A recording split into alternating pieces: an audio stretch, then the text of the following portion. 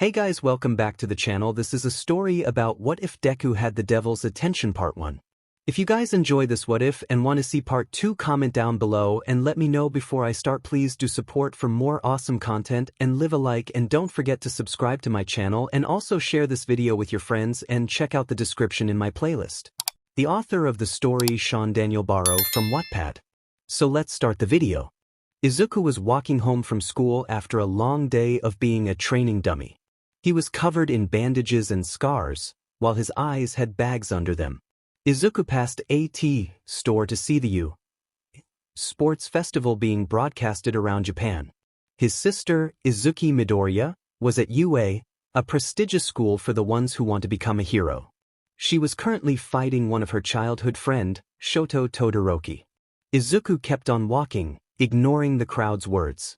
Wow, that girl's really good. I think her name was Izuku Midorya. DMN. Her family must be proud. Hey, I know the Midoryas. Really? What kind of family are they? Oh, they are really kind people. She's an only child, you know. Izuku reached his home and unlocked the door to let himself in. Mom. Izuku shouted into the empty hallway, only to be greeted with silence. Guess Mom's not home. Izuku's stomach growled in hunger. You see, Izuku doesn't eat his lunch, because he's mostly pulled away even before he could open his homemade meal he cooked himself, only to be used as a punching bag and a testing dummy for his classmates' quirks. He went to the kitchen and made himself some toasted bread and milk. I should go to bed before they come home. I don't want to see their faces full of disappointment whenever they see me. Izuku headed upstairs to his bedroom and drowned himself in his pillow, waiting for sleep to come and take his mind of the pain in this world as Izuku drifted off to sleep. His family came home, tired from their secret work. Aizu, you home? Inko shouted Toshinori. Yes, he is, honey. Look, his shoes are on the front porch. Izuku, I should go check on him. Izuku ran up the stairs 2 at a time and stopped just outside of Izuku's room.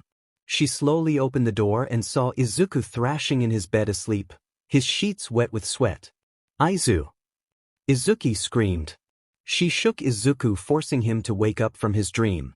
Izuku woke up to see his sister, his previous tormentor, was standing beside him looking at him. Izuku shuffled away from his sister, afraid that she would beat him up again. What do I want, Izuku? Aizu, you were thrashing around in your bed. Were you having a nightmare? I was worried about you. Izuku, why? And whose fault is that? Izuku said, shaking in fear. Izuku looked at Izuku in shame. Get out, dash. Please. Inko was making dinner while Toshinori was watching the television. What was that noise, sweetie? Inko asked Izuku.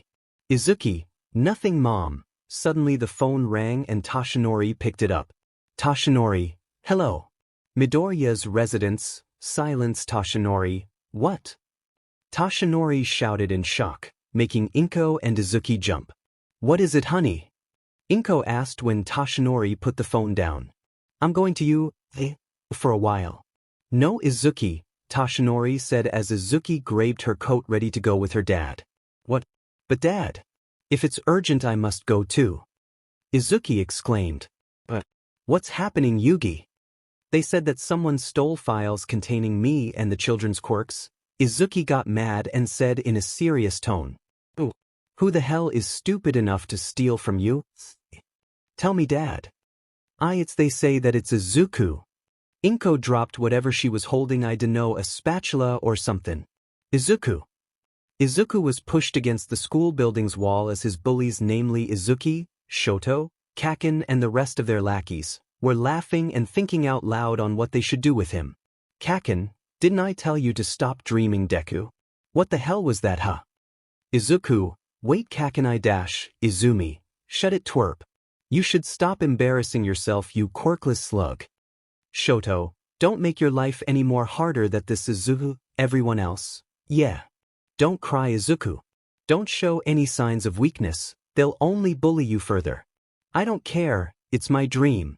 You and I promised each other catch, but Izuku never got to finish his sentence, because all the air was knocked out of him as an explosion-propelled fist collided with Izuku's stomach. Kaken, shut the F up, Deku. That promise was for if you have a quirk. Shoto, imagine our disappointment when we heard you without a quirk. No. I can be a hero. I can help. Izuku shouted. Another fist collided in Izuku's stomach. But it didn't end there. More pain was needed, so the rest of their lackeys used their quirks on Izuku, giving him more scars and bruises to bandage. Izuki, you're such a disappointment in our family, Izuku. I am ashamed to have you sully our family name by going down in history as the first quirkless kid trying out the 𝗬𝗧𝗏. Course, Izuki landed a kick in Izuku's face, making his forehead bleed. Don't cry, don't cry, don't cry, don't cry, don't cry, don't cry, don't cry. Kaken, hey Deku, do you still want to become a hero? Izuku looked up on his bully's face. Yes, Kaken. Then take a swan dive of the roof and hope that in your next life, God will give you a quirk. Shoto and Izumi looked at Kaken's shocked faces. Izuku froze. Izuki, Bakugo, I think that's going too far, Kaken. Why the hell do you care? Shoto, I think so too, Bakugo. You should wait, Deku. Izuku ran away from them. He dashed out of school and hid under an old bridge. Why would they say that? Why wouldn't they? Voice inside Izuku's head spoke. But Izuku knew that the voice was his inner self. No. They're wrong. I will become a hero. Listen to yourself, kid. Do you really think that's possible? A sludge was slowly getting closer to the absent-minded Izuku. You're lying. I just have to believe that's the spirit. Hey kid, mind if I borrow your body for a while? Someone spoke behind Izuku. A liquid-like substance was suddenly trying to force itself inside Izuku's mouth. Blah blah blah, we all know what happens. I'm too lazy. In comes All Might. All Might blew the sludge villain away and kept it inside a water bottle to contain it. Are you alright, young man? All Might said, looking at Izuku for the first time. SHT, it's 𝗧𝗵𝗲𝗄𝗵𝗆. That's right. Now that I've given you a signature, I must now leave. Izuku, wait. Sir All Might, please, I have a question. Is he okay, young man? Shoot. Izuku, do you think that a quirkless like me would become a hero someday? Izuku looked at All Might, hopeful. All Might closed his eyes. Sorry, Izuku. But I can't lose you with, no. A quirkless can never become a hero. You can never defeat a villain without a quirk, young man. I'm sorry. You should just become a police. All Might cut his sentence short because of the look on Izuku's face. He looked broken. Izuku took All Might's words for heard and just gave up. Yeah, those were the good times. Well, time to get ready for school, Izuku said, and he got up and wore his uniform. Another day. Another pain. Izuku got dressed and didn't even bother to prepare his own lunch. Why would he? He wouldn't even get to eat. Izuku noticed that no one was home. Did they leave so that they can't see me? Am I that much of a disappointment? Pricks, Izuku thought. Izuku walked out of his house and locked the door. If mom left her key, then it's her fault. Izuku walked to his school, using a shortcut that he often uses, deep in an alleyway. Not much people come here, it's dark and sketchy, but hey. At least I'm alone. Shuffling, Izuku heard a noise from above. Izuku saw no one, probably just a cat. Izuku almost reached the end of the alleyway, but he was suddenly kissing the pavement as someone pinned his arm behind his back. What the hell? Izuku exclaimed. That hurts. But who the F are you? A mugger? If so, I have no shut it, thief. The hell? Isn't he the thief here? Izuku Midorya, a small voice said. But the voice sounded like it had more authority. You are hereby under arrest for stealing the files containing Class 1A and 1B quirks. Wait, Nizu. We don't even know if the boy really did it. There must be some explanation. Nizu, you saw the footage, All Might. This child is a villain. All Might, no, is not. I know he isn't. Izuku heard more shuffling and grunting, like people are trying to stop All Might from grabbing Nizu. What files? A villain? You must be joking. And why is All Might protecting me? He doesn't even know me. Izuku. Izuki rushes into the alley, passing the other heroes, and pushed the hero on top of Izuku away. She then grabbed Izuku's arm, pulling him away from Kamui Woods, who was getting up. Izuki, run, Izuku. Izuku was trying to process everything that was happening, but he didn't have time.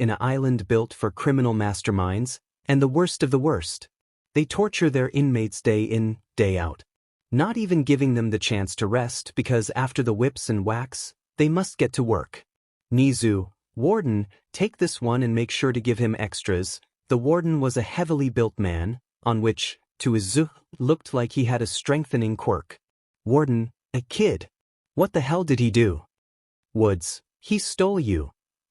Files, Nizu, files that contain the children's quirks and weaknesses.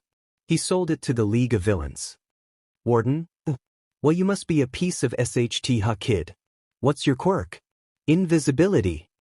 Izuku, I'm quirkless. The warden looked at Izuku in disbelief and looked from Woods to Nizu, who in turn nodded. Oh, the warden laughed. Well, this is going to be fun. Bruised and wounded, Izuku was sitting on the corner of his dark windowless cell at the very tippy top of Tartarus. A loud knock issued that it's time for Izuku's daily punishment. Izuku was scared shitless. For 12 weeks he's been tortured and used as the inmate's personal punching bag and errand boy. They were the worst. The guards were no good either. They used every single idea they could come up with for Izuku. Rats, boiling water, acid, whips, etc.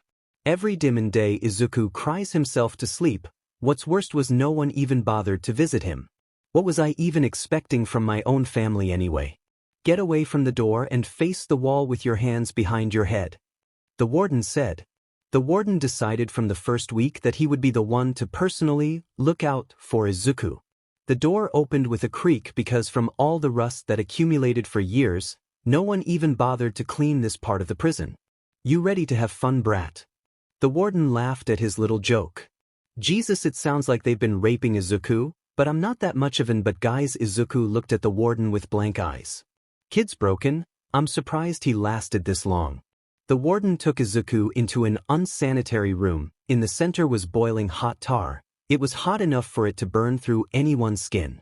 But of course they were not gonna let this kid die that easily. One of the guards had a healing quirk.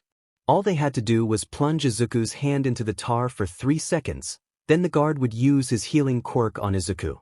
A simple process really. Izuku saw the tar and tried to run away, crying once more, pleading for help from the guards. But of course they ignored him. Wait please. I told you I'm innocent. Izuku screamed out in agony as the warden immediately plunged his hand into the boiling tar. Izuku cried and wailed, his eyes BLD red, and his tears are no longer flowing. From all the crying this past 12 weeks, his tears just vanished. All Izuku was is a husk filled with despair. This went on for several hours, and it ended with Izuku rasping for air as he had a panic attack. Take the kid back to his cell, and make sure he gets back up his feet in an hour. He still has work to do. The warden shouted, after the guards dragged the poor Izuku back into his cell. Izuku kept on wheezing for air as his panic attacks got worse. The guards paid no attention to his wheezing, thinking that the kid was just overreacting.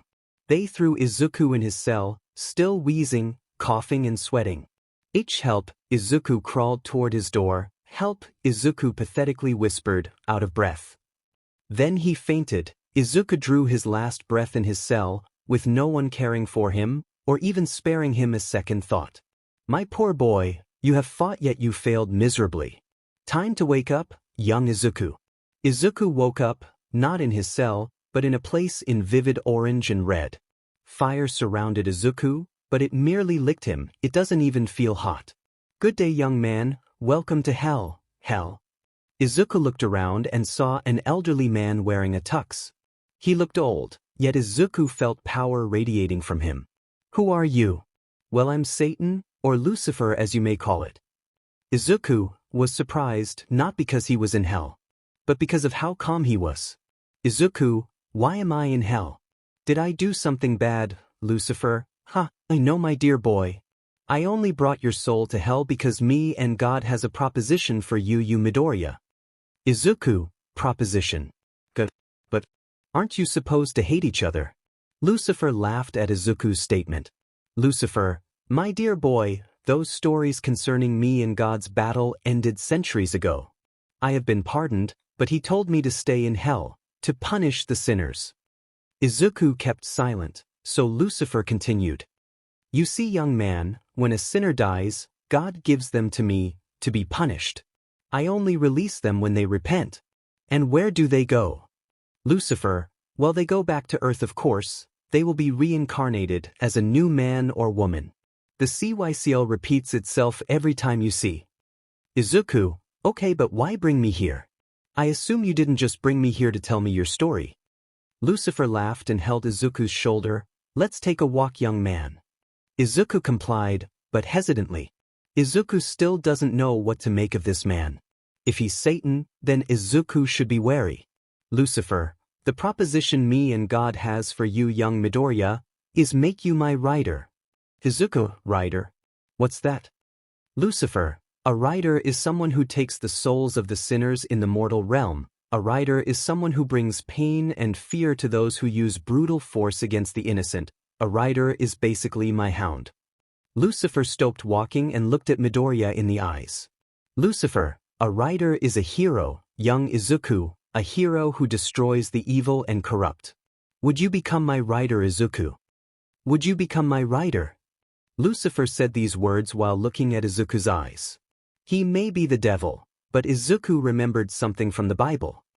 Even though Satan is called evil incarnate, he never tells a lie, only loopholes. What's the consequences if I accept being your rider, Sir Morningstar? None. You are free to do anything you want. You're free, young man. Izuku was confused at this point. Not only did the devil offer him power, the devil offered him freedoms without consequences. But isn't there any loopholes or punishments? Lucifer, nope. Well, yes, actually, thanks for reminding me. Izuku swallowed. He prepared himself for the things that Lucifer might say. Lucifer, you would only be able to kill those who have sinned greatly and cause immense pain to those who have sinned the lesser sin. Lucifer looked up at Izuku, only to see him with a wide-eyed face, shocked. Lucifer laughed at Izuku. Lucifer, my boy, you really are quite amusing. Now do you accept? Lucifer held his hand out for Izuku to take. Izuku breathed in and out, then grabbed the hand, sealing the deal. Lucifer, wonderful, now let me explain your power, young one. The flames of hell, they burn those who have sinned, and can purify those who truly feel that they have wronged, therefore making this flame on with redemption. Cursed flames, the green cursed flames will only activate once you're near someone who have earned their place in the deepest parts of hell. It won't hurt those who can still change, but this flame will cause immense pain before killing the said perpetrator. Penance stare. With this you can take the soul and power of anyone you like, killing them in the process after causing them immense pain. Summon. This lastly is the skill that summons a ride that suits you, either let it be a horse, a car, or a motorcycle. I suggest motor 𝗧𝗵𝗲 young Izuku. And this are all of it. Are you satisfied? Lucifer finished, while Izuku looked dumbstruck. He got all those power fitting for a hero. He could summon flames that will only hurt the villains. Lucifer, not exactly young Midorya, everyone sinned, so you will cause them pain if you neglect using your power. Izuku, you can read my mind. Lucifer, always have been. Izuku went red with embarrassment. Lucifer heard all of those horrible things he said, but acted like he didn't even know. Lucifer, a bit of warning, my boy, the process of turning into a rider is painful. Flames will engulf your body, burning you down to the bone, literally. Izuku, yes sir, but can I have a weapon, Sir Lucifer? Lucifer thought for a while, then he whistled. The ground shook as loud bangs and thumps goes louder and closer to them. Lucifer, well, young Izuku, the weapon I chose for you would be the chains of hell, but I decided to give you something special. A giant dog with 3 heads appeared behind Lucifer, looking as menacing as a T-Rex looking at its prey. Stand down, Cerberus, he's not your prey. Lucifer grabbed the chains around the dog's collar. It looks rusty and old, weak-looking really. Lucifer, this chain is special. This holds thousands of souls that has sinned. It's perfect for the first rider in this universe. Izuku, universe. But Lucifer was already wrapping the chains around Izuku's left arm, imprinting itself like a tattoo. He did the same for his right arm too. Lucifer, when you transform, these chains will come out and act like your 3rd and 4th arms. Izuku, but how do I activate your power? Lucifer, your power, Izuku, and to activate it you just have to will it. You try. Lucifer backed away from Izuku. Izuku closed his eyes and willed himself to become a rider. Rider, become a rider, and save the innocent while I burn the sinners. As you wish. Izuku suddenly fell on all fours as he felt his body burning from the inside. The temperature was increasing. Izuku saw his skin turn red and his vision got blurry. Huh? Izuku screamed. He screamed like there was no tomorrow. Izuku burst into flame as his chains wrap around him. Lucifer, oh boy, looks like this boy has something stuck in his mind. He's losing control. The newly made rider stood up and used his emerald green flames to cover himself. No, itself, and it disappeared. Lucifer looked up and sighed.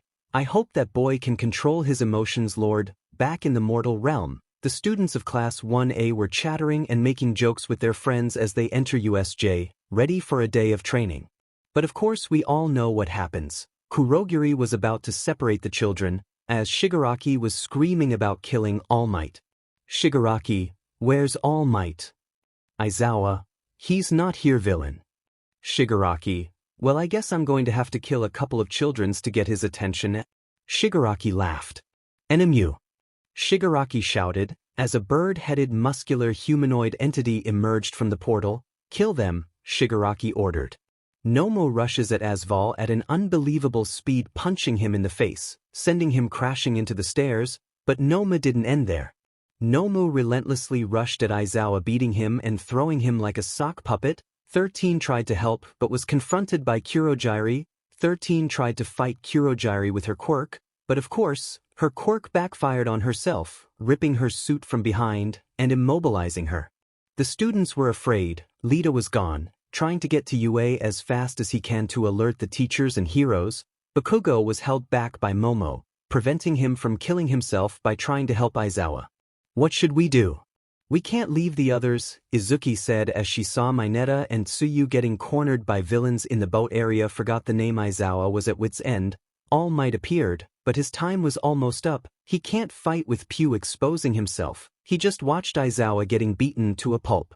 Nomu was about to land the killing punch, when the ground between Nomu and Aizawa burst into emerald green flames, and a skeleton wearing a black trench coat with spikes sprouting from the coat's shoulders and his gloves. Chains wrapped around the skeleton while it emitted a deep laugh. The flames dispersed and the skeleton looked at Nomu and pointed. The flames dispersed and the skeleton looked at Nomu and pointed. "You abomination, you abomination." Everyone went silent. This thing that appeared between the Nomu and Aizawa didn't look particularly human. "What the hell?" Shigaraki said, in a fearful tone. "Surely, this thing is not an ally." The newly born rider then started to walk towards the Nomu, melting the ground on his wake. Shigaraki, sensing danger, said, "Nomu, kill the thing." Nomu lunged at the rider, trying to grab its head for a quick death, but failed. The rider dodged at astonishing speeds and punched the Nomu in the guts, sending it flying in the opposite direction. Shigaraki, "What?" The rider looked at Shigaraki and said, "Man-child, you are next." Shigaraki shivered as the rider walked slowly towards Shigaraki. Kurogyari, seeing Shigaraki frozen with fear, quickly made a warp gate in front of the rider, but he merely phased through, as if the gate wasn't even there. Once a rider picks a target, it never lets it escape, for as long as his flame burns. Kurogiri, Nomu, protect Shigaraki. A loud bang ensued from the other side of USJ, and the rider was sent flying. "You will burn for that," the rider said, getting up from the rubble. The Nomu pounced and once more tried to grab the rider, and again it failed. The rider moved at incredible speeds, moving his chains to wrap around Nomu. The rider moved at incredible speeds, moving his chains to wrap around Nomu. 36. Pardon me, bad editing, but hey, Nomu tried to move but was immobilized by the chains. It was unbreakable. The more Nomu tried to move, the tighter it gets, until finally Nomu fell to the ground, unable to move his arms and legs. In turn, the chains burned Nomu, but it did so little because of its regenerative ability. "I was right, you are an abomination, you have no soul, you are lucky, you will not burn in hell, but you will burn in this realm." The rider touched the Nomu's head, burning it until it was no more, not even an ash was left. Both the villains and the students and teachers shook with fear. That thing just easily killed a Nomu, even All Might was almost killed. Shigaraki, "No, you cheater. You cheated." The rider looked at Shigaraki. "Shigaraki, Kurogyari, get us out of here." The rider was walking towards Shigaraki and he was running towards Kurogyari, scared out of his wits. Shigaraki, "I'll get you next time, skeleton." And with that, him and the rest of the league disappeared.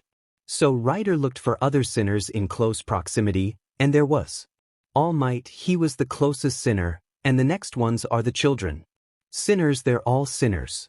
All Might tried to get up, but he can't move without exposing his weakest form.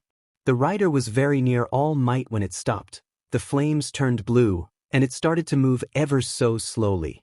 Almost cautiously. It reached out its hands as his flames turned blue mixed with a hint of green. It was almost lovingly trying to reach out to All Might, but it was stopped with a bullet going through his hand. The rider snapped out of it, and the red flames burned once more, but only this time, it burned more ravagely. Everyone looked at the entrance and saw Lita with the reinforcements wide-eyed at the burning skeleton in front of them. Sniped started to shoot rapidly. Each bullet went through the rider arms and legs. If it was human, then it would already be immobilized. But this is the devil's hound we're talking about.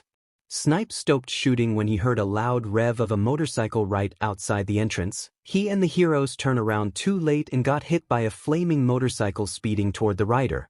The rider wrapped its chains around his arm and got on the motorcycle laughing, "See you next time, sinners." And with that he does off through the Colosseum wall, leaving a trail of fire. It left everyone frozen on the spot. What the hell did they just witness? The streets of Mizutofu, Japan, was in chaos. The civilians said to the heroes that a vigilante with a fire quirk much like Endeavor was killing villains, down from petty thieves to murderers. The streets burst into flames as a burning man on a speeding motorcycle drove around the city, stopping only to kill. According to eyewitnesses, the individual appears to be covered in flames, much like Endeavor, but be warned, 45 people has died from this person and their ways of death is still unexplainable. We think that the said individual has two quirks and that is the flame quirk and the other is a quirk that kills you instantly. We don't know how, but citizens stay on your guard. The policeman said to the reporters, but of course, the reporters wanted more information. Sir, rumor says that the burning vigilante appeared first in the USJ incident, one reporter said. And with that, all of the reporters repeated the question to the poor policeman while he tried to get away. Meanwhile in 𝗧𝗵𝗵𝗲 turned the television off and turned to his staff and the heroes. 𝗧𝗵𝗵𝗲, can someone please explain to me what the hell happened at USJ? Izawa. A bunch of individuals calling themselves the League of Villains appeared at USJ claiming that they have something that could kill All Might. 𝗧𝗵𝗵𝗲, and did they? All Might. Yes, they did. I was watching. I couldn't do anything, but I know that thing had enough power to beat me, but not kill me. 𝗧𝗵𝗵𝗲 breathed loudly and looked up at the ceiling. Everyone was silent for a couple minutes, so 𝗧𝗵𝗵𝗲 spoke again. What about the skeleton? Everyone tensed. They were still afraid of what they saw. Does the skeleton have enough power to kill you, All Might? All Might nodded once agreement. He was the #1 hero, but if he were to fight the gnome head-on he would be full of bruises. Yes, they thing killed it easily. 𝗧𝗵𝗵𝗲, someone call Endeavor, he might be able to take him on, fire to fire. Izuku the newly born rider was speeding across the city, burning the roads, when he passed by an old man who looked familiar, but he didn't stop. The sinners must be purged. No, young Izuku, calm yourself, don't let your emotions take control of you, let your hatred disappear and let the flames cool. Izuku slowed down, and his flames slowly dwindled. Go into the mountains quickly. Izuku did as he was told and drove toward the mountain. Izuku's motorcycle immediately disappeared and Izuku fell into the ground clutching his face. He felt his skin regrow and stick into his hot bones. This went on for 3 minutes until finally it stopped. Izuku looked up and saw Lucifer smiling at Izuku. Congratulations my boy, you got a quirk, or quirks more like. Lucifer laughed. He held his hand out for Izuku, and Izuku took it and stood up. Izuku, yeah, but I think this rider thing doesn't really count as a quirk. Lucifer, no my boy, that's not what I meant. Remember the penance stare. Izuku, penance stare. I don't remember using it. Izuku suddenly remembered the USJ fiasco and him killing 45 people. Izuku held his stomach and puked. I killed people. I'm a murderer. Izuku started to hyperventilate, but Lucifer merely snapped his fingers and said, no, young Izuku, you're not a murderer, they're not dead. Well, physically that is. You see, young man, the body can live without the soul. Izuku looked up confused. Lucifer, the penance stare only works on sinners because when you stare into their eyes their sins will be exposed for the lesser demons to see, and they will drag his soul to hell. Although the police's statement says that you killed them because technically they are, but not at the same time. Izuku calmed himself, trying to convince himself that he wasn't a murderer. But what do you mean quirks? Izuku asked Lucifer.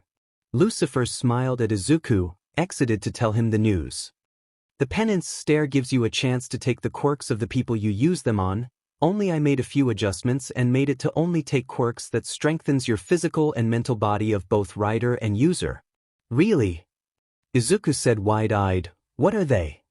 Lucifer, well, seeing that you took the souls of 45 people and only about 13 of them had quirks that are actually useful, here they are. Strength Enhancer, Low Class Regeneration x2 equals Middle Class Regeneration, Fire Manipulation merged with the Cursed Flames equals the Eternal Flames, Invisibility duration 20 seconds, x2 duration change to 60, Dominator's Touch x5. Get the reference. Scream user emits a high-pitched sound, loud enough to knock someone unconscious, calm mind and that's. Lucifer finished while Izuku was dumbstruck. A quirk, I finally got a quirk. Izuku was about to shout at the top of his lungs, when Lucifer grabbed his mouth and made a shushung gesture. Someone's here young Izuku, Lucifer whispered, transform quickly, but I might lose control, Izuku whispered back. You have the quirk calm mind Izuku, you won't lose control unless you get seriously angry. Trust me, Lucifer said before disappearing into the shadows of the trees. Izuku willed himself to be the Ghost Rider once more, and surprisingly there wasn't any pain, he just transformed instantly. Izuku sensed a sinner near the vicinity. It was near him, 10 clicks north. Izuku walked toward the sinner, seeing a bright light in the distance. When Izuku got into the clearing, he was suddenly covered in flames that was foreign for him. "Your killings end here, villain." A man covered in flames spoke. Author note: holy shite, are they brothers? I should edit it in, but nah, I'm too lazy. I did not kill anyone, Endeavor. I merely took their souls to hell. They were sinners and so are you. Endeavor looked pissed. This skeleton just called him a sinner. A sinner? He was the number 2 hero. How could he be a sinner? Endeavor: what the hell are you? Izuku call him Rider. I am a rider, a ghost rider. I am Satan's personal hound and God's messenger. I am the spirit of vengeance. Endeavor lunged at the rider. This fool just called himself Satan's hound. Flash fire fist.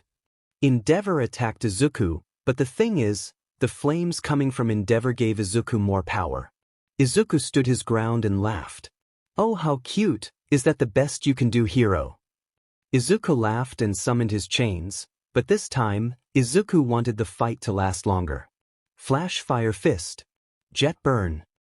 Endeavor shot a beam towards Izuku, so Izuku spun his chains to disperse the flame. How weak, just like your pride. Izuku lassoed Endeavor using his chains and threw him outside the mountain and into the city.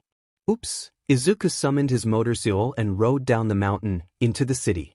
People were screaming and news vans were driving as fast as they can to catch the footage of Endeavor fighting the vigilante. How they knew I don't know, and heck, I'm the author. Endeavor got up, his suit is torn because of the landing.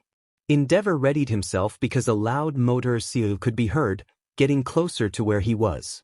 Found you. Izuku arrived. People screamed at the sight of him, a burning skeleton. It was bizarre.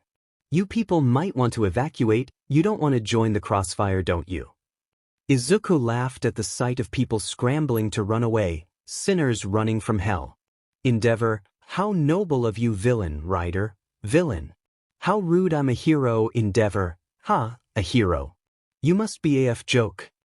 Rider: oh, but I'm serious. You see, I bring order and peace, because I destroy those who sin. No one can hide from me.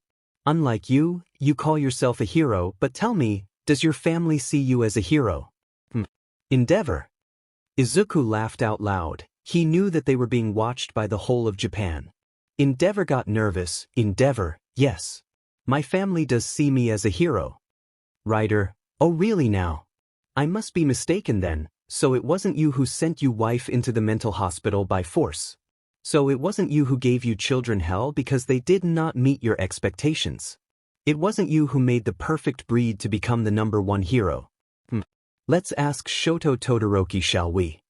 Endeavor: you will not bring my children any harm. Prominence burn. Rider: oh really now? I must be mistaken then. So it wasn't you who sent your wife into the mental hospital by force. So it wasn't you who gave you children hell because they did not meet your expectations. It wasn't you who made the perfect breed. Endeavor destroyed everything in front of him within a 3-mile radius. Everything was caught on camera. Endeavor destroyed half the city. Surely the villain didn't survive that. Meanwhile at Izumi, Shoto, and Bakugo were in the living room of their dorm talking about the USJ incident. Izumi: do you think that thing is a good guy? Shoto: no, didn't you see the news? It killed 45 people in one day. That sounds like a villain to me. Bakugo: who cares? We're okay, aren't we? Plus I think that guy was cool. It saved us and made a badass in trance. Yeah, but it's still scary. Mina entered the room along with the rest of Yayazuro. Agreed, plus it was approaching All Might. Who knows what might have happened. Kirishima: yeah, but didn't you notice that the skeleton guy was walking toward All Might slowly? Izumi: yeah, it really looked like the skeleton dude wanted to get near All Might like a family or a friend or something. They kept on debating whether the rider's good or not, while Bakugo, annoyed of all this talk, decided to turn the television on. Oh, but I'm serious. You see, I bring order and peace, because I destroy those who sin. No one can hide from me. Unlike you, you call yourself a hero, but tell me, Does your family see you as a hero? Endeavor. Everyone stopped their debate and looked at the television. There he was, the skeleton, talking with Endeavor. And it looks like they are fighting. Shoto kept staring at the screen until the writer said Shoto's name. They all looked at Shoto, but Shoto was stuck facing the screen. Does that mean that the skeleton would be coming for him next? Shoto tore his eyes away from the television, only to meet screams. What? Bakugo ran towards Shoto to grab him, but Shoto felt a tug behind his shirt. Then he was gone. Back at the fight. You will not bring my children any harm. Prominence burn. Endeavor thought he did it. He killed the 𝗵𝘃𝗲𝗍𝗔. Writer. That was quite the fire show, right, Shoto? The smoke cleared and Endeavor's world fell. There he was, this so-called writer, unharmed, holding his son Shoto Todoroki by the neck. What the hell? 𝗔𝗂𝗁𝗍𝗔 indeed. Izuku faced the camera, which made the reporters 𝗧𝗓𝗍𝗔 themselves, and said, "Come on now, Shoto, tell the whole of Japan what kind of a sinner your father really is. 𝗵𝗃𝗄𝗁𝗍𝗂𝗁 is the main girl. 𝗵𝗃𝗄𝗁𝗍𝗂𝗁 is the main girl, yeah. And see her. And how about these guys, and how about these guys, and how about these guys, yeah. Well, they can F themselves, thoughts, all thoughts. Well, they can F themselves, thoughts, all thoughts. Hallelujah. He got bored by Izuku. Willed the chains to wrap around Shoto, and Endeavor stood there, thinking how he got his son. I tried my best. Todoroki struggled to break free, but Izuku ignored him. He can't break free anyway. I tried my best. Todoroki struggled to break free, but Izuku ignored him. He can't break free anyway. Writer. Now Endeavor, tell everyone your sins, or would you want your son to do it for you instead? Now you wouldn't like that, would you? Endeavor didn't know what to do. If he attacks his son would get hurt and ruin his reputation. Endeavor's son appeared seemingly out of thin air. We are now wondering what Endeavor would do, the reporter said, to the viewers. All of Japan is holding their breath. This skeleton is playing with the number 2 hero. What will happen to the others if they were to try and stop him? Writer. Well, Endeavor, I don't know what you're talking about. Writer. You didn't know. Well then take a seat, Endeavor. Well, let your son talk for you, Endeavor. Izuku used the Dominator's touch quirk on Endeavor to make fall down on his knees. Stay silent, old man. Now Shoto, if you please. But Shoto stayed silent. Shoto, I will get angry, you know, and I know that you hate your father, so this is your punishment too. Now talk. Izuku said the last sentence, looking into Shoto's eyes. Talk. Izuku said the last sentence, looking into Shoto's eyes. Speak from the heart. Izuku backed away from Shoto. Endeavor, now son, run. But Shoto stayed immobile. Shoto. Endeavor screamed again, but Shoto just looked at him with blank eyes. Reporter, the son of Endeavor is just standing there, and Endeavor is kneeling on the ground. Who is this villain? And what does he want? Oh, he wants to crush Endeavor's PP, but what the hell, am I right? Izuku, look at the cameras. Shoto. In UA, Nizu, All Might, Aizawa and the other heroes looked at the television hoping for good news, but for the past 30 minutes, all they see is Endeavor losing and his son held captive. Nizu, 𝗧𝗓𝗔, everyone aid Endeavor. Aizawa, what can we do? He played with Endeavor and he killed a Nomu that can rival All Might with ease. Nizu, yes, but we must try. All Might, I'll go on ahead, you guys try to catch up. Nizu, careful, he's dangerous. Back at the fight, Shoto, Endeavor, my father didn't love my mother, her family sold her to him, he married her only to make someone who can wield 2 quirks. At first when my siblings were born, he neglected them, seeing them as a failed product.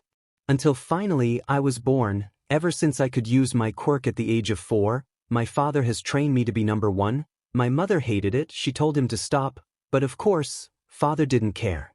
Mother lost control one day and splashed water on my left face. My father's side.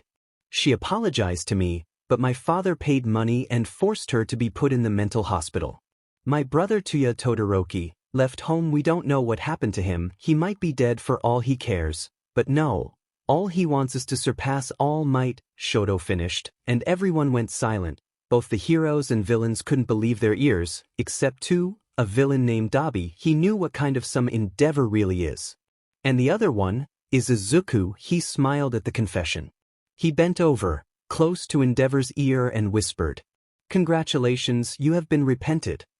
Endeavor thrashed wildly, "Come back here, you piece of its final flash. 𝗕𝗁𝗍𝗍. Prominence burn." Nothing came out, his quirk was nullified by Izuku. One of the benefits of penance stare, your soul becomes unstable, making you quirkless. "Now, Shoto, it's your turn." Izuku snapped his fingers and Shoto was back from the trance.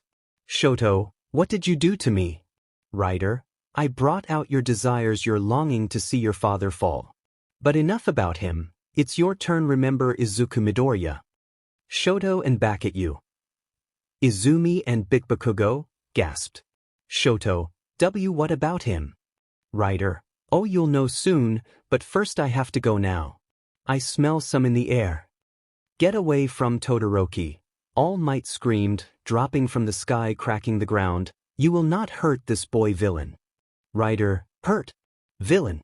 That very rude coming from you, Tashinori." All Might, "How do you know me?" Rider, "Izuku told me, just last night in the afterlife." All Might moved extremely fast and actually grabbed Izuku by the collar. "What do you mean?" All Might screamed out loud, his body shaking with anger. "This thing just said his little boy Izuku was in the afterlife." Rider, "He's dead, Tashinori. He died alone yesterday. He died because of the torture and pain he endured for many years." All Might, "You lie." Rider, "If I ain't." All Might, "If you're not lying, then I will kill the ones who tortured him myself." Rider just laughed. All Might, "What's so funny?" Rider, "Oh, nothing, because the guard didn't kill the boy, Tashinori." All Might, "Then who?" Rider, "Why, it was you and your family, of course." With that, Izuku pushed All Might with such force that he was thrown into a building. Izuku got on his motorcycle and said out loud, "Go check Tartarus if you want to find out yourself." Then Izuku sped off into the distance, laughing out loud. Plus reporter, "All Might has a son. How come we didn't know about that?" "You? Izumi, you have a brother. And what does he mean, Tartarus?" Tsuyu asked Izumi. But Izumi had tears in her eyes. "Her brother? That can't be All Might. What happened? Where did he go?" The heroes ask as they arrive on the battlefield, much too late. Endeavor didn't move, his quirk was back, but his reputation is ruined, and hearing his faults coming from his son made him realize what kind of a piece of SHT father he really is. "Nizu, All Might, are you okay?" All Might didn't say anything, he just stood there shaking, his smile gone and the glint of his blue eyes disappeared. Nizu, "Well, it appears he escaped. You heroes search the area for casualties, and All Might, your time is almost up." Nizu went to grab All Might's shirt to get him out of his trance, but All Might grabbed Nizu instead and pulled him close. "Where's my son Nizu?" All Might said in a dangerous whisper, but the heroes heard and turned around to see All Might's usually smiling face contorted in anger. Nizu was scared. "Let me go." And All Might's, "God damn it, Nizu, what did you do to my son?" The heroes were scared of All Might, and so was the rest of Japan. It was all filmed and broadcasted live. I didn't do anything, Tashinori. I just gave him to the guard in Tartarus," Nizu replied. "Tartarus? You didn't say anything about sending my son to Tartarus, Nizu." Nizu struggled. When finally All Might let go of Nizu, a huge gust of wind appeared as All Might jumped up into the sky and flew towards the direction of Tartarus. Nizu scrambled up and called the warden. "Nizu, hello." "Warden, where's Izu?" "Warden, oh hey there Nizu, who's Izuku?" "Nizu, the kid that I sent to Tartarus." "Where's the kid?" "Warden, oh, the kid died last night," the guard said. "The kid had a panic attack and couldn't breath." Nizu dropped the phone. "What has he done?" Nizu dropped to his knees and started to sweat profusely. "Aizawa, Nizu, what's wrong?" "Nizu, the kid, Aizawa. So it's true then, the kid's dead." The reporters went crazy. They just witnessed 3 surprising events. One is the skeleton naming himself the Ghost Rider defeated the number 2 hero easily. 2 is when his son Shoto told everyone his sins. And now the number 1 hero, the one who smiles even in the face of a villain, became distressed. 𝗵𝗃𝗲𝗁 has his hand up his face covering it from the rest of the class. Izumi on the other hand, was crying non-stop. Izumi, let her be, Kirishima stopped Lita. They wanted answers but now's not the time, we can ask next time. All Might arrived in the island where Tartarus was built. He fell with a crash. The guard thinking it was a villain readied their weapons. All Might, where's my son? Guards, All Might, oh my god. Can I have your autograph? Effin' idiot. All Might glared at the guard almost to himself. I'll ask again, where's my son? I don't know what you're talking about. I'll call the warden, he knows everyone, the guard said in a frightened voice. He ran off into Tartarus, while All Might waited. His smile turned into a grimace. Warden, All Might said when the warden got out. Warden, All Might said when the warden got out. Warden, All Might, what brings you here? All Might, you know why I'm here. Warden, the boy, well he died. All Might didn't move or even flinch, he just asked, where's the body? I'm going to bury him properly. The warden pointed towards the backside of Tartarus, where they usually bury the dead inmates. Warden, just so you know, when you and your men are in trouble, I won't help you, All Might said, leaving the warden. He saw Izuku's body, covered in cloth near a newly dug grave. All Might picked up Izuku's body and hugged him. My boy, I'm sorry. I'm a bad father. I never should have left you, neglected you. I only wanted to protect you, All Might cried. He only stopped when Nizu arrived on plane. Let's go, Toshinori, Nizu said. I'll continue to work in you, but not for you, for my daughter. Nizu nodded and led All Might into the jet. How I had hoped to see you smile again. How I had hoped to see you smile again. 105 The crime rate decreased exponentially by 90% in Japan for the past 3 days. Criminals and villains are scared of this Ghost Rider and are not taking their chances, exposing themselves out in the open like that, but either way, everything was normal. It was a sunny day, yesterday, as Izuku watched from afar, as his family buried his mortal shell, 6 feet under. His father All Might didn't even bother to disguise himself. Surprisingly, there were no reporters or even paparazzi located in the vicinity. The only people who attended his funeral were his mother, father, sister, 𝗵𝗃𝗵𝐵𝗃𝗃, Shoto, and the rest of Class 1. Izumi was crying her eyes out, and so was his mother. All Might was silent, he wasn't crying. But Izuku knew that All Might's world fell. Izuku was surprised to see his sister crying. It was sincere. Something Izuku didn't even know she could do. You do care for me, huh, sis? If only you showed that to me years ago. Izuku walked away, into the shadows. Settle down, I have an announcement to say. Aizawa entered the classroom. As you know, All Might is, going through something, so he won't be joining us in our training camp. Class 1 just shrugged. They knew what was wrong. They were there in the funeral. Lita shot up, raising his hand. But sir, who will be with us on our camping trip? I would, dumbass, and so will Vlad and the rest of 1B. We would also be joined by 4 other heroes. Momo, may I ask who, sir? Aizawa, oh, you'll know now, get home and rest. You have a big day of training tomorrow. The Class 1A packed up their things and went home. Izumi, who was constantly accompanied by Shoto and 𝗵𝗃𝗃𝗁, decided to walk alone. 𝗵𝗃𝗃𝗁, she should just stop sulking. She hated Deku anyway, what's the big deal? Shoto, 𝗵𝗃𝗃𝗁, enough. He's part of her family and plus, she didn't hate him, she just did that to stop him coming to you. 𝗵𝗃𝗃𝗁, peace, family, what about you? What happened to Endeavor? Shoto, well, he kept on training for a day, but yesterday he surprised me and my family. He, changed. 𝗵𝗃𝗃𝗁, yeah right, minutes later. Mom, I'm home. Izumi called out into the kitchen where her mother was.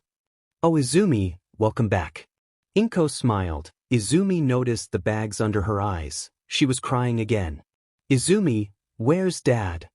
Inko, oh he's upstairs in your brother's room. Izumi went upstairs and saw Izuku's bedroom door, slightly ajar. Oh Izumi. Welcome back, Toshinori smiled. He was in his weak form. It appears he was clearing up Aizu's room. Dad. Why aren't you coming tomorrow? Inko asked her father, who continued to box up Izuku's things. Oh? If you want me to, I'll go, he replied. No, just take a rest, Dad. She hugged her father and went out. Time skip brought to you by Red Bull. Time skip contains them meeting the wild pp cats. And them being in hell, then the arrival of Class 1B and blah blah blah. Villains ain't here yet, but they will be. A child was sitting alone on top of the mountain, Kota. He was just minding his own business, when he heard footsteps behind him. He turned around and saw a man wearing a black trench coat and green fluffy hair. Who are you? Kota asked the mysterious man.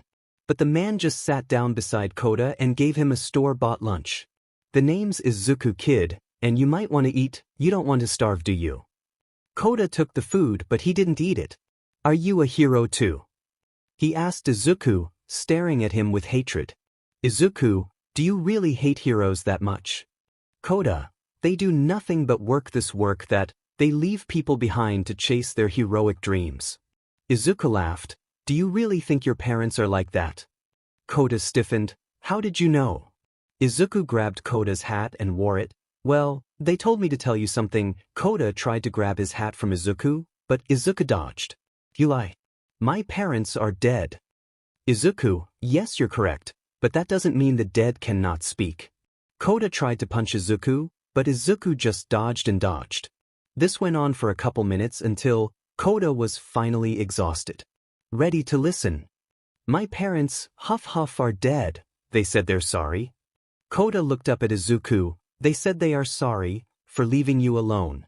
They thought of you even from the day they died. You were sparkle in the ocean surface. Even a small ripple would disturb that sparkle, so they decided to prevent any more ripples by sending this message. They were the biggest ripple that occurred in their ocean. So Kota, we promise you will all our heart. We never leave you. We will always be with you.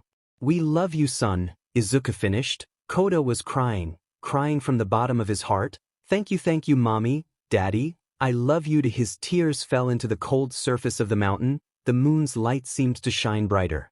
Izuku hugged Kota and walked away. Wait, mister. Will I see you again? Kota said in a hopeful voice. Just say my name, Kota, and I'll take the demons away. Izuku smiled and disappeared. Lucifer, he was the right person then. Gabriel, indeed, he will bring peace when the time of ruin comes. The next day, everyone noticed how Kota changed. He says he likes heroes now, because someone saved him last night. 𝗵𝗃 asked Kota what he was talking about, but Kota would just shake his head and smile. Izumi and the others also noticed that Kota seemed to want to get closer to Izumi. 𝗵𝗃, thinking that it was a simple crush, Pukes told Kota how to catch a lady's attention. Kota, I don't have a crush on her, 𝗵𝗃. Then why do you seem so close to her? Kota, she reminded me of my savior. Oh, and why is that, Kota? Izumi approached Kota. Kota, your green hair. This took Izumi by surprise. Green hair. No one else has green hair, except her brother. Izumi tried to ask Kota to describe his savior, but he was already walking away. Guess she'll ask later. Time skip test of courage. The fifth pair from Class 1A, which is Achiko and Tsuyu, enter the forest. Inside the forest, Juzo and Itsuka praise Yui for her scaring tactic. Out of nowhere, smoke appears which causes Juzo to faint. Itsuka realizes that the smoke is dangerous and covers her mouth. Then she covers Yui with her quirk, telling Yui to not inhale the smoke as it is poisonous. Achiko and Tsuyu noticed the fire coming from the forest, but while their attention was focused on the fire, they didn't notice a blonde-haired kid sneaking up behind them. Suddenly, poisonous smoke covers the entire forest. The pussycats and the remainder of Class 1A see black smoke arising from the forest. Somewhere in the forest, Dabi commands the League of Villains, Vanguard Action Squad, to attack. Everyone, evacuate the forest and find the nearest teacher. There are villains attacking. This is not a drill. I repeat, this is not a drill. 𝗵𝗃's voice ringed in their heads. The students were terrified, especially Class 1B. Izuki was with 𝗵𝗃 and Tiger. 𝗵𝗃 is unconscious, her head being crushed by a gigantic piece of metal, covered in cloth, held by Kenji Hikishi, or Magna. Her quirk was magnetism. 𝗵𝗃, Izumi. Have you seen Kota anywhere? Izumi, no, but I think I know where he is. 16 Mandalay, Izumi. Have you seen Kota anywhere? Izumi, no, but I think I know where he is. Mandalay, where? Izumi, on the mountain. I notice that he goes in that direction most of the times. I can find him, but I need your permission. Mandalay and Izumi dodged Spinner's attack. Permission granted. Now go. Mandalay shouted to Izumi. She didn't waste any more time and ran towards the mountain for permission granted. Now go. Mandalay shouted to Izumi. She didn't waste any more time and ran towards the mountain. Meanwhile in the mountain, Kota is sitting, waiting for Izuku, hoping to see him again. He hears footsteps behind him. Kota turns around smiling, thinking it was Izuku. But his smile quickly faltered. Kota is confronted by a masked man.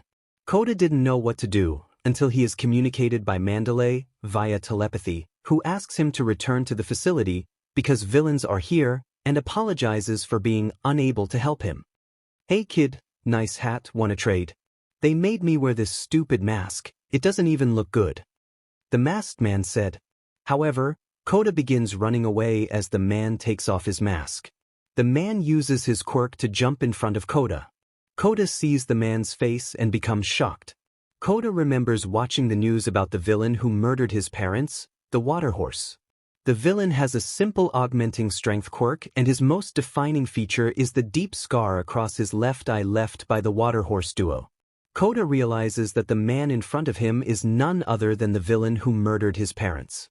The scarred villain prepares to attack while Kota cries and becomes immobilized from fear. Izuku. Kota screamed. The villain, calling himself Muscular, was about to kill Kota when he heard a loud rev of a motorcycle. Both heroes and villains stopped what they were doing. The sound was getting closer, and so was a bright orange light in the distance. It entered the forest. Any moment now, and they would see who it was. The bright light was glowing brighter, and the sound getting louder. Mandalay dodged as a flaming motorcycle burst from the forest, and on top was no other than the feared rider. Magna and Spinner was scared, but they didn't need to be yet, because the rider didn't stop. It kept driving towards the mountain at full speed. Passing Izumi, and grabbing her, still driving at full speed. Izumi, 𝗧𝗧𝗍. Let me go. Izumi flailed and turned to see who her captor was. Her face turned from red to yellow and into green, faster than a set of traffic lights. Izumi, our rider. Rider, stop flailing, Kota needs us. Izumi stopped Kota. What has Kota have to do anything with this? Hey kid, why'd you scream out a name? Is this Izuku the hero? Muscular laughed. He reached out to Kota when a chain wrapped itself around his arm, burning his skin. Muscular screamed, and was suddenly pulled towards the mountain's cliff. What the hell? Muscular tried to pull the chain, trying to see who had the guts to interrupt his fun. He pulled as hard as he can like a fisherman, reeling in a huge fish, but only, this fish was a skeletal man on a motorcycle, holding what seems to be a living broccoli. Rider, do you like your catch of the day? Muscular. Izuku threw Izumi towards Kota and said, hey kid, follow her, she's competent enough to save both your lives from these petty villains. Izumi got up and grabbed Kota, putting him over her shoulders and ran away. Hey pal, you looking to die or something? Muscular said, still trying to pull the motorcycle. Izuku looked at him, his fire burning more menacingly. Your soul is tainted, you will burn in hell until the day you will repent. Muscular successfully pulled the motorcycle onto the mountain. Don't get cocky, skinny man. Muscular smiled. The villain takes off his cloak and activates his quirk. The battle between the Hound of Satan and the villain begins. Muscular overpowers many heroes in both offense and defense, but the rider is far more powerful than this low-life killer. Muscular punches the rider, laughing at how this idiot took the blow. But what's weird is there's something solid in front of him. Muscular was surprised to see his enhanced strength and brute force didn't even make this skeleton flinch. Muscular tries to punch the rider again, at full power, leveling the ground, and cracking the mountain. How's that you weak ant? Muscular screamed, thinking that the rider lost at least a leg or an arm. Well, it was okay. But I prefer if you would punch my left shoulder for a bit, it's kind of stiff. Muscular was shocked to see the rider still standing, without any signs of damage. Izuku walked slowly towards Muscular, his flames turning red. You called me an ant, Muscular, but even a tiny little ant is enough to make a grown man scream. Haha. Okay, enough playing, I'll go all out this time. Muscular was sweating, his voice was shaking a bit. So you're telling me that wasn't your full power? Izuku asked, laughing at this man's foolishness. That's right. I was just playing with you, but I'm a nice guy, so I'm going to give you a chance run away. Izuku cut him off mid-sentence. How nice of you, I didn't know you could be so considerate, considering you never let anyone go. Muscular fumbled his hand around his pocket, dropping some glass eyes in the process. He picked up a red glass eye and put it on. Izuku teased him. Ah yes, very intimidating. He laughed at Muscular. Muscular lunged at the rider and covered himself in muscle fibers to increase his strength. Izuku grabbed his arm and before Muscular could even react, look into my eyes, your soul is stained by the blood of the innocents, feel their pain as your soul is dragged to hell, where your eternal damnation will be initiated in your pitiful God-given soul. A silent scream issued, as Muscular's body turned into a living husk, unable to think, or even move. 28. A silent scream issued, as Muscular's body turned into a living husk, unable to think or even move. May your soul rest in peace, Muscular. Izuku rode his motorcycle once more and proceeded towards Kota's direction. Minsago, 𝗧𝗓𝗧𝗔𝗂𝘁𝗵𝐶 is here. Izumi screamed inside her head as she carried Kota behind her back, running away from the monstrous man known as the Ghost Rider. Kota tried to get off her. Let me go. He needs our help. Kota said in a teary voice. Kota, we can't, it's dangerous, especially as that skeleton is there, Izumi said. Kota cried again. He knew that if he would go back, he would be a burden to Izuku. He knows it's Izuku because of what he wore. Izumi kept on running. She noticed that the blue fire was spreading quickly, and if she doesn't move fast, she and Kota's life would be in danger. Izumi's quirk is psychokinesis. She could influence a physical system without physical interaction. She used her quirk on both her and Kota to speed things up. If she tried to fly using her quirk, then she would be nauseated because of the drawback. The fire is spreading closer to Izumi and Kota. 𝗧𝗓𝗧𝗔𝗂𝘁𝗵𝗆 were so close, Izumi swore, forgetting that she has a kid behind her. But Kota didn't mind. He knows that she needs to focus, so he mustn't disturb her. The blue flames were getting so close, so Izumi contemplated on making Kota float towards the base by using her quirk when she heard a motorcycle engine getting close. One thought went through Izumi's head. Screwed. Izumi tried to run faster, but fatigue overtook her. She tried to push herself when she was suddenly pulled upwards and into a motorcycle seat. Of course, Izuku made the flames around his motorcycle die down so that it wouldn't burn Kota, but he did think about burning his sister a bit. In front of Izumi was the rider, and in front of the rider, getting the VIP treatment was Kota. But Izuku cut her off. You shouldn't swear in front of children, Izuku Midorya. The rider spun his skull around, not even looking at where he's driving, and looked at Izumi instead. Izumi screamed.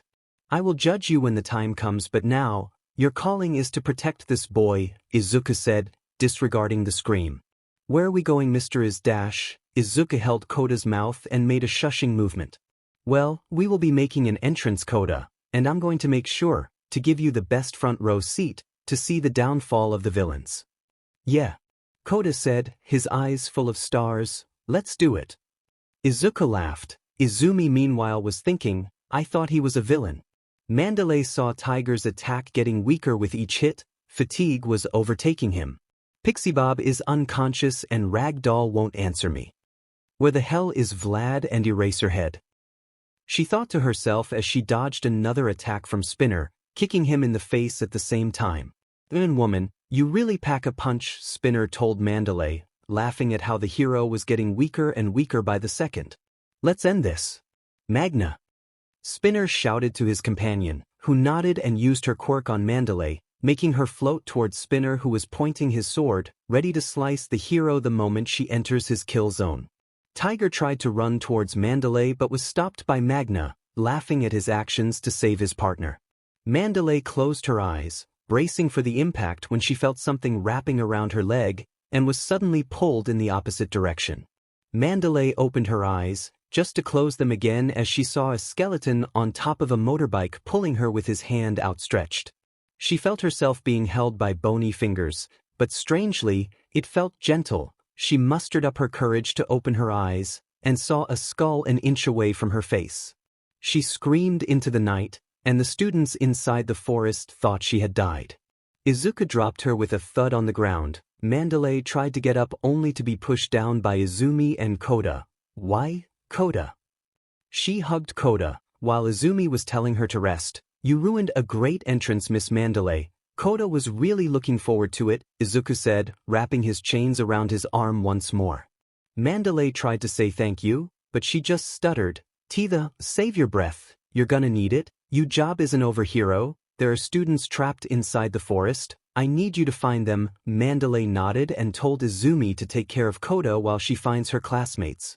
Now then, let's start the purge. Izuku took a step forwards, sensing the sins of Spinner and Magna. SHT, what should we do? We should retreat for now. We can't take him. Magna and Spinner ran in the other direction, into the forest, headed towards their pickup point. Izuku followed on foot, thinking on how stupid they were for thinking that they can run from him. A Class 1B student was walking alone in the forest. Having met a Class 1A with a bird's head, she ran because he told her to, and he looked unstable. She heard shuffling behind her and turned around to see two figures, running deep into the forest. She thought it was students, so she tried to call out to them to stop, emphasize the tried. Because she barely even spoke when she felt a hand close upon her mouth. Accompanied with a bright light, it was warm and it felt skeletal. Shoo, don't ruin the fun, a hoarse voice said behind her. She felt scared. She put two and two together and figured that the one behind her was the infamous rider. She felt tears on her eyes when, don't cry, I won't hurt someone who made very little sin, your kind is rare, what's your name? Izuku asked her softly, as to not startle her. Ibara, my name's Ibara Shiozaki. Ibara replied. Well, Ibara, turn around and don't stop walking. You will then reach a clearing, and in there you will meet Tiger, and a Class 1A student. Izuku let her go and walked away. Ibara turned around and was about to walk away, but her beliefs made her do otherwise. She believed that even villains deserve mercy. She did something that she thought she might regret. She followed the rider deep into the forest, keeping silent as to not alarm him. I just hope that she won't be a bother. Let's get out of here. Danny. Spinner said, coming out of the forest with Magnet on his tail. Izuku held Ibara bridal style and dodged the many arms of the Nomu. Ibara blushed, but she held on for dear life, afraid that if she lets go, she might turn into mince meat in a second. Izuku noticed that Ibara was shaking. Did you hurt yourself? He asked her softly. Ibara shook her head. Not comforted by her words, his eyes were filled with concern. You're really okay, right? I told you yes. Ibara huffed and puffed as she stared at the skull head of Izuku with a piercing gaze. This man wasn't as bad as she thought. Izuku put her down and told her to run, but she insisted on helping him. After a short argue, Izuku accepted her proposal. Ahem, not that kind, readers, via Dolorosa. Ibara said, her vines speeding everywhere, wrapping itself on any being that's fortunate enough to touch it, and piercing them with tiny thorns, sharp enough to dig through the skin, making the victim stuck in the same position. Despite initially seeming very pure and kind, Ibara shows an unexpected vindictive side. This intrigued Izuku. I swear on my name, Vine, that the schemers will be judged, Ibara said to the struggling Nomu. Those are some strong vines. Izuku complimented her, with a slight smile. Ibara nodded. Izuku proceeded to move towards the Nomu with his chains burning red. Wait, please show some mercy. It may be mindless, but it deserves mercy. Ibara pleaded to the rider. But Izuku merely shook his head and said, sorry. All out of mercy, Izuku used Dominator's touch on Ibara to immobilize her, to stop her from interfering with his work. Izuku charged his chains with the power from hell to burn this soulless shell. As Izuku was about to plunge the chains through the Nomu's heart, he felt a sudden chill. He turned around and saw 𝗓𝗏, his arms looking like it was about to burst, his arms surrounded with black sparks. Izuku dropped his chains and rushed towards 𝗓𝗏, his arms outstretched. 𝗓𝗏 unleashed his attack on 𝗓𝗏, just as Izuku grabbed her and faced the attack himself. Izuku won't be killed with such an attack, but it was enough to damage him completely, for Izuku to turn human again. Half the forest got blown away, as a thunderous blow could be heard from miles away. 𝗵𝗃𝗍 and her companions turned and saw 𝗓𝗏. 𝗵𝗃𝗍 was frightened. She just witnessed one attack that blew half of the forest away. Izumi was also shocked, and so was Shoto, but not because of the attack. In front of 𝗓𝗏 was a green-haired boy. Izuku had small scratches here and there, but surprisingly he looked fine. Although he does feel his ribs were broken. Izumi whispered. She was about to run towards her brother when she was stopped by Mizo and 𝗵𝗃𝗍. Don't, 𝗵𝗃𝗍 warned her. So this is the feared rider, 𝗓𝗏 said smugly. You don't seem that threatening. Yeah. Why don't you come over here and find out? Izuku screeched. He saw that 𝗓𝗏 was close to tears, the Nomu still wrapped in her vines. Seriously, how strong are these vines? It even withstood a large-scale attack. 𝗓𝗏, run over to 𝗵𝗃𝗍's side now. Izuku ordered her. She complied by running as fast as she can, her vines breaking in the process, freeing the Nomu. The Nomu lunged at Izuku, swinging his hammer hand. Izuku dodged and used Dominator's touch to try and crush it. But 𝗓𝗏 immediately sent another shockwave at Izuku. Izuku barely survived thanks to middle-class regeneration quirk. The Nomu made a strange action and moved at speeds unthinkable to that of his size. I appeared behind Izuku and hammered him to the ground. The 𝗵𝗃𝗏𝗧𝗏's strange movement didn't end there. It again moved at incredible speeds and held Izuku, his face on the ground. The Nomu grabbed a chunk of his hair and pulled up to make Izuku face 𝗓𝗏. A pity, I was expecting more from you. Izuku laughed at this statement. What's so funny? 𝗓𝗏 asked. Oh, nothing, it's just that I can do more than just produce red flames, you know. Izuku turned into a rider once more, but this time, accompanied with green flames. It immediately burned the Nomu to ashes. 𝗓𝗏's face could not be seen thanks to his mask, but Izuku knew he was scared. Young Izuku, you can't stay in that form for too long, its power is too great for you. A familiar voice ringed inside Izuku's head. 𝗓𝗏 sprouted red tendril-like fingertips and used them to grab 𝗬𝗁𝙢𝗎. Izuku saw 𝗓𝗏 absorb 𝗬𝗁𝙢𝗎's quirk. Izuku ran towards 𝗓𝗏, his chains moving like a snake on the ground, moving towards the masked man. As Izuku and his chains were about to wrap around 𝗓𝗏, he warped himself and his companions away. Izuku clenched the thin air where 𝗓𝗏 once stood. Izuku screamed out in frustration and said, Eno rofla lay enine rub live woi iris ecum live I dna woi dnif live I tamid dog. Green flames surrounded Izuku, like a tornado from hell, consuming anything close to it. Then everything went black as Izuku fell to the ground unconscious. But before he was completely asleep, Izuku saw a green-haired figure run towards him. What's wrong? Do you have the target? 𝗬𝗶𝗍 asked calmly. Spinner passed him, telling 𝗬𝗁𝙢𝗎 to open the portal fast. What the hell happened? What shook him? 𝗬𝗶𝗍 asked Magna, who was out of breath. The rider, he's here.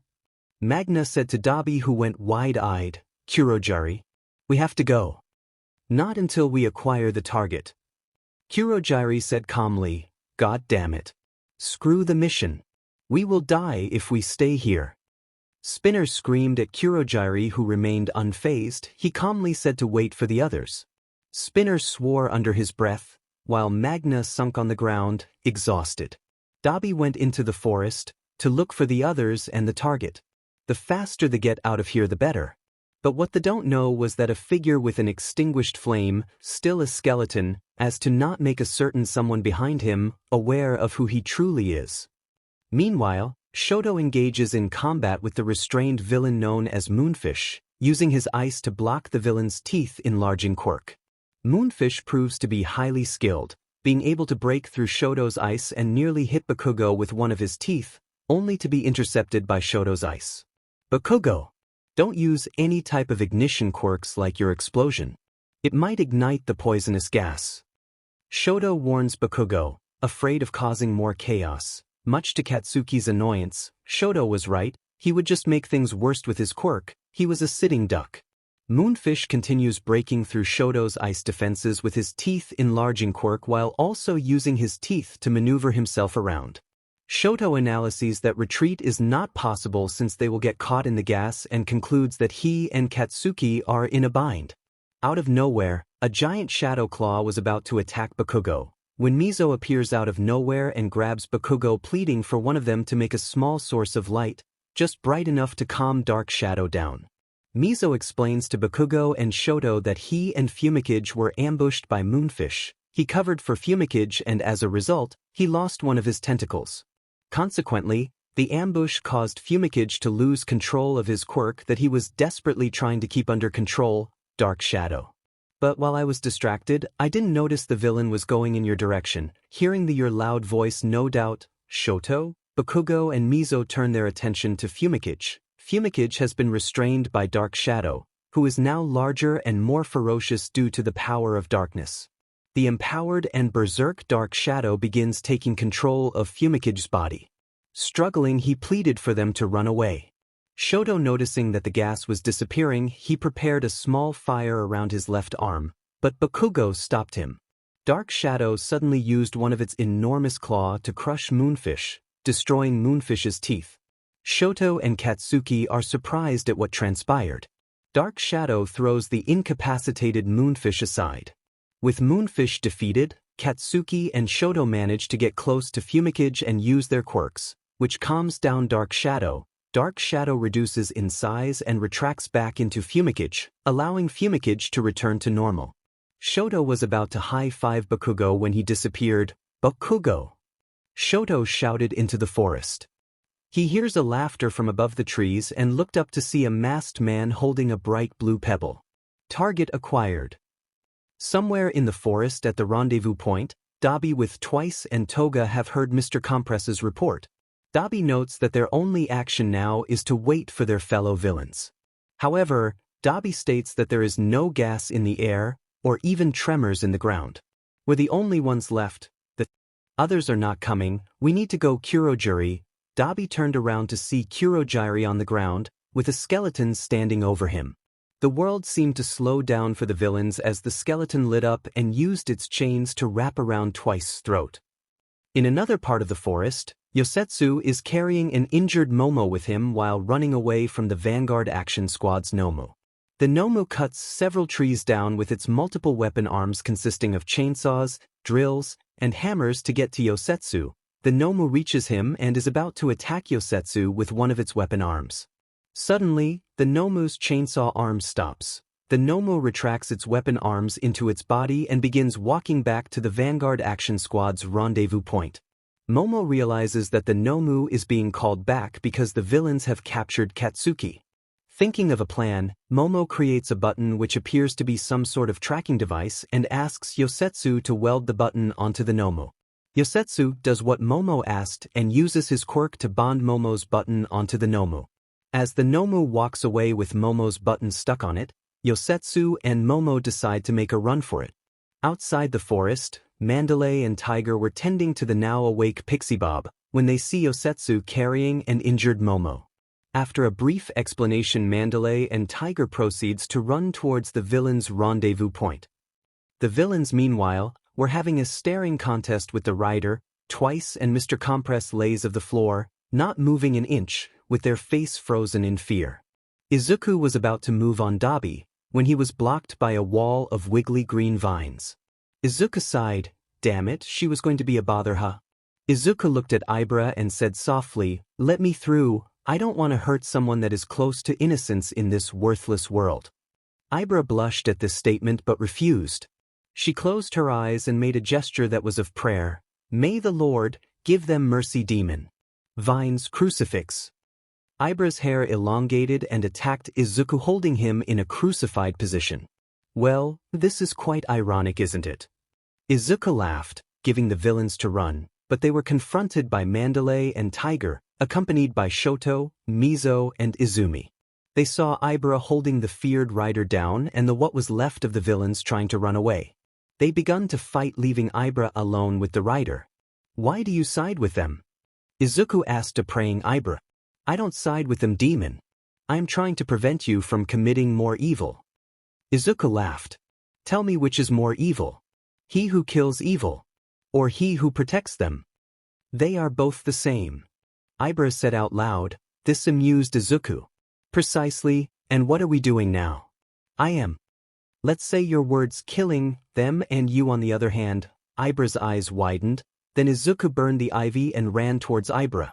She was scared until she heard the sound of a chainsaw behind her. She turned around and saw a red Nomu raising its arms to slice its unsuspecting victim. 𝗧𝗵𝗲 was pulled away by Izuku, the chainsaw missing her head by inches. "Who's evil now?" Izuku woke up to the sound of beeps. With his eyes closed, he tried to move only to feel something on both his arms and legs. Something was restraining him. It felt cold. It must be metal. Izuku opened his eyes and was met with a bright light. He saw a white ceiling and saw several medical appliances attached to him. He looked down and saw that the restraints were Quirk dampening cuffs attached to the bed he was in. A sound of a door knob turning was heard. "You're awake," a familiar squeaky voice said. "Nizu, what do you want?" Izuku said calmly. Despite what happened to him in the past, Izuku was now a completely different person. Thanks to Lucifer's gift of the Ghost Rider, his emotions were now in check. "Well, first off, you faked your death and escaped Tartarus. You also made the #1 hero hate me and the guards, and you killed almost 100 people already," Nizu said with spite and hate in his voice. Izuku laughed, and he didn't stop for 2 minutes. "Do you really still believe that I stole from you?" Izuku giggled. "I hate villains as much as you do, Nizu, and I didn't fake my death. You buried my real body 6 feet underground. And I didn't escape, I was pardoned." "Pardoned? By who?" "You weren't pardoned and you faked your death. Don't tell lies to me, boy," Nizu said in a deadly whisper. Izuku looked at him and turned into his Ghost Rider form. Since this form was a gift from the devil itself, it didn't count as a quirk. Nizu stepped back in shock and tried to open the door, but his hand didn't feel any knob. Nizu turned around and saw that the door disappeared. Izuku pinned Nizu to the wall. "Listen to me, Nizu, your pride and determination is not gonna lead you anywhere good. Now will you listen to me?" Nizu shakily nodded and Izuku covered them both in blue flames. Nizu tried to get away, afraid that Izuku would kill him, burn him alive, but Nizu didn't need to be afraid. Izuku held Nizu tightly. When the flames died down, they were surrounded, guns pointed and quirks activated with their faces full of shock and fear of the sudden appearance. Nizu looked around and noticed that they were at the same place. "Yes, the door is back." One police officer grabbed a quirk dampening cuff and threw it towards Izuku, ordering him to wear it. Izuku chuckled and wore the cuffs only to find it melting in his hands. "They don't work on me, I should know. I am not using a quirk right now." Izuku has to hold his laughter when he saw the fear etched in their faces turning into that of horror. "Now may I explain? You may listen, but if you try to attack me, I will burn you." Izuku turned human again and explained in detail everything that happened to him. Most didn't believe until Izuku told them their secrets and sins no one else knows about them. "You see, I'm innocent. Now can you let me go?" Izuku asked Nizu. "You killed 𝗲𝗲. I thought you were smart, Nizu. I didn't kill them. They're just in a coma from which they will never awaken from." Nizu tried to argue that he still used his power to condemn these people into eternal suffering. But Izuku stopped him and told him if he wants to argue, then call the devil and God's angels. Izuku walked out of the room with no one stopping him. "Freedom. Finally I can go home." Izuku walked out of the hospital unnoticed and summoned his bike. It looked normal, but if you were to touch it, you would feel a soft pulse as if it was alive. Izuku rode it and said, "Bring me home, my friend." The motorcycle, as if though alive, revved its engines and drove towards Izuku's old home. Izuku arrived home. It was nighttime. The lights on the living room were on, with 3 silhouettes. One was thin and pacing back, and for the while the other 2 had their hands covering their faces. Izuku went towards the door and was about to knock when he saw in the corner of his eye an old friend with his black suit on, accompanied by a man in white. "Hello, Sir Lucifer, who's that?" "Good," Izuku asked, politely bowing at his savior. Lucifer and the man in white laughed softly. The man in white spoke, "No, I am not God, young one, my name's Gabriel, and angel." Izuku's eyes widened. "An angel here? Did he do something wrong?" "No, you did not, young Izuku, he's just here to check on you," Lucifer told Izuku, who was slowly remembering that these beings could read minds. "I see that you are doing well, lots nice that you are going to see your family. Would give an advice, but it seems that you have already made your decision," Gabriel said. Izuku nodded on Gabriel's statement. "Well then, we must go now, young Izuku, and good luck," Lucifer said, and he and Gabriel disappeared into the shadows. Izuku once again turned to look at his door. He knocked 3 times. The door opened and saw his father. "Good evening, Mr. Toshinori." "Good evening, Mr. Toshinori." Izuku's father went wide-eyed when he saw Izuku in his front door. Izuku looked different from before. He looked taller and his usually bright face turned sharper. Izuku's build was that of an athlete. Izuku let himself in his old home. He looked around and saw that nothing changed. Inko asked Yagi from the living room on who was knocking on the front door. Toshinori opened his mouth but nothing came out, so Izuku answered for him. "It's me, Miss Toshinori, it's Izuku Midorya." Note that Izuku felt like he wasn't part of the family, so he kept his last father's name. Oh, and Toshinori aka All Might is his stepdad. Inko and Izumi rushes towards the front door and went wide-eyed when they saw Izuku. Izuku walked around his old home, his parents and sisters still looking at him, unable to speak. "It's still the same as ever." Izuku complimented his mother, which shook her out of her trance. Izuku, is that really?" she said, tearing up. "Yes, it's me," Izuku said with a small smile. Inko rushes forward, hugging Izuku with tears on her eyes. Izumi flinched as though she wanted to run towards Izuku, but Izuku looked at her and opened his arms, inviting her to hug him. She rushed forward and hugged Izuku tightly. It has been 4 days since they buried Izuku. Inko was crying harder than ever. She asked Izuku why he was still alive and where has he been. Izuku let go of his mother and sister and told them to sit down. After a brief explanation, Inko was hysterical over what her son has gone through in Tartarus. "Inko, why would they do that to my son?" "Izuku, don't call me son." "Izumi, I'm going to confront Nizu about this. Mom, don't worry." "Izuku, stop it." "Toshinori, Inko, I tried to tell Nizu that our son is innocent." "Don't call me son." Izuku turned into a rider, with blue bell flames, glaring at the people in front of him. "You lost your son years ago when he was diagnosed quirkless. I am here not as your son, but as a stranger," Izuku told his family straight to their faces. "Izu, please." "No, Izumi, don't say please. I already forgave you, but know this, you have blood on your hands." Izuku got up and started to walk away. "Izuku, we only did that to protect you," Toshinori said, turning into his All Might form. Izuku stopped and turned around, his flames turning red and his chains swirling around his arm. "Protect me? The only thing you did, Toshinori, is saving your own reputation by hiding me away. And don't look at me with those pleasing eyes. You have neglected me and favored my sister, whom in turn bullied me and even forced me to try and kill myself 24 times, starting from when I was no more than a child."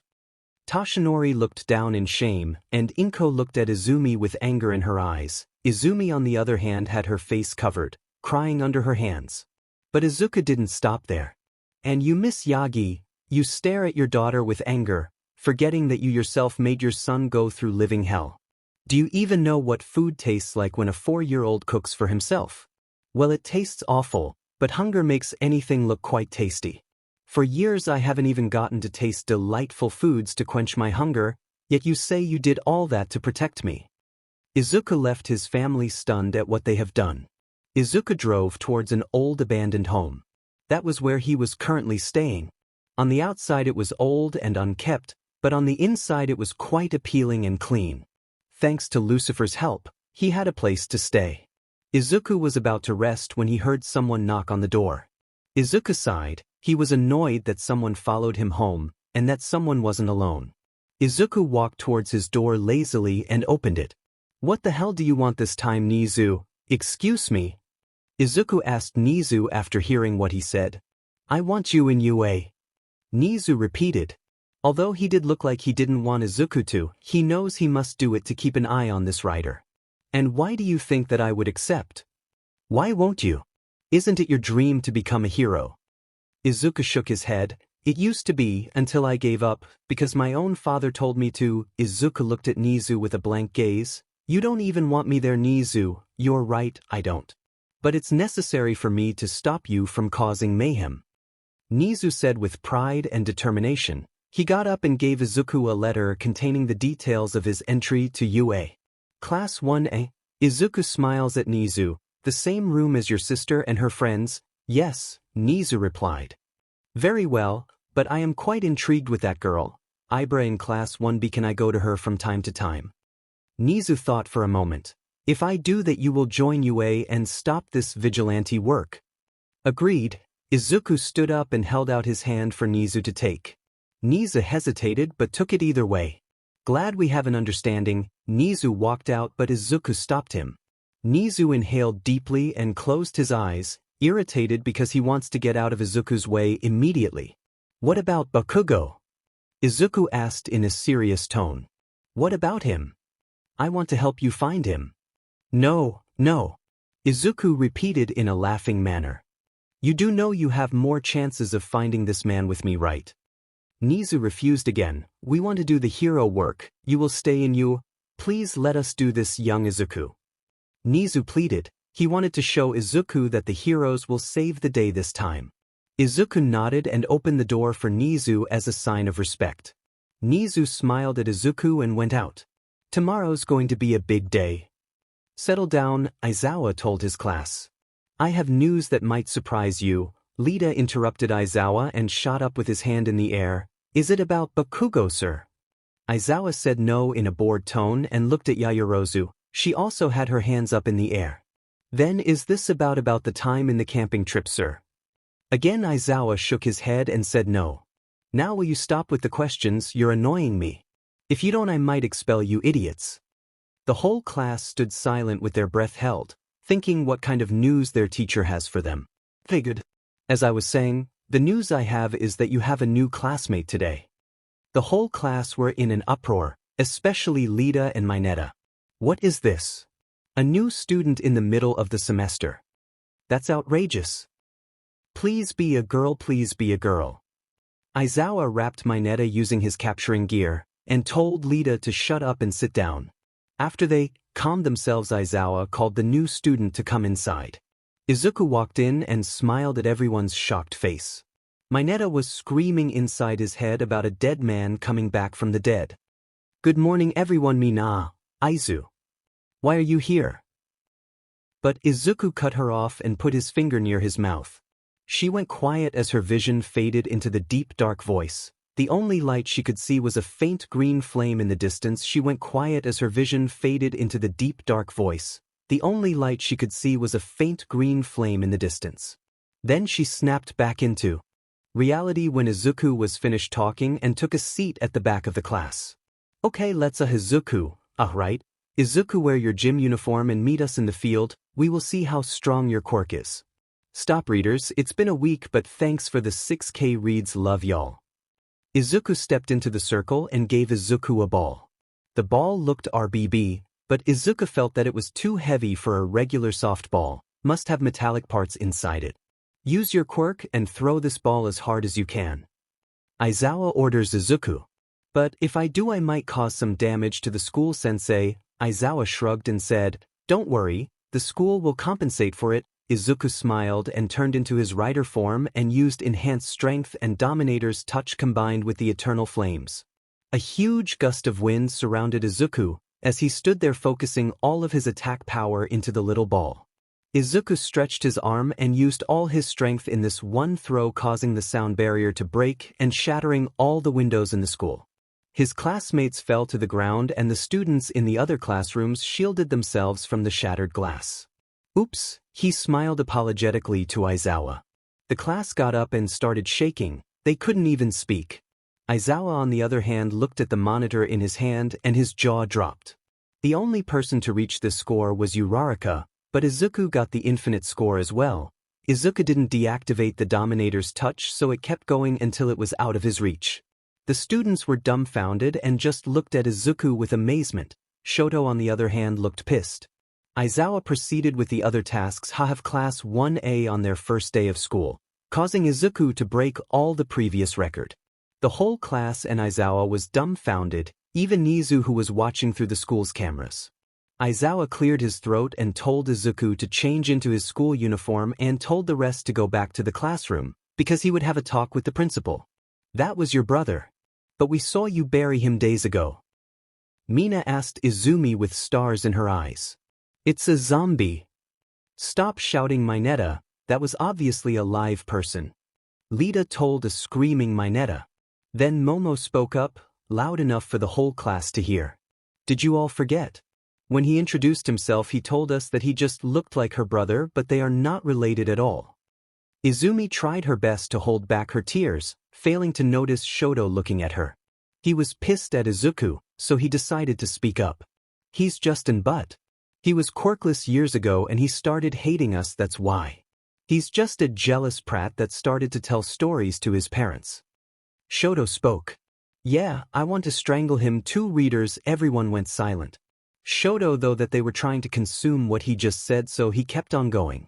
We had to beat him up to put him in his place. I mean seriously, all we wanted was to comfort him, but he started swearing at us. Keep going, Shoto.